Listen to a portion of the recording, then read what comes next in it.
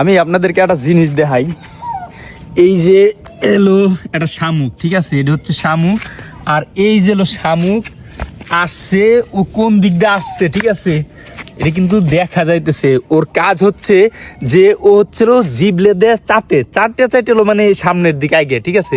তা আমাদের সমাজে বলতে কি প্রত্যেকটা জায়গায়, বিশেষ করে বাংলাদেশের প্রতিটা কর্মসংস্থানে বা সমাজের প্রত্যেকটা স্তরে কিছু এইরকম লোক থাকে যারা নাকি শুধু চাটতে থাকে। হ্যাঁ, চাটতে তারা ভাবে কি যে আমি যে সাইটে এত দূর আইছি কেউ নাই দেখে না, অথচ দেখেন তার রেশ কিন্তু সে যে কোন জায়গাতে চাটতে আইছে একবারে এই পর্যন্ত যে সে চারটে আইছে এইগুলি দেখা যাইতেছে, ঠিক আছে।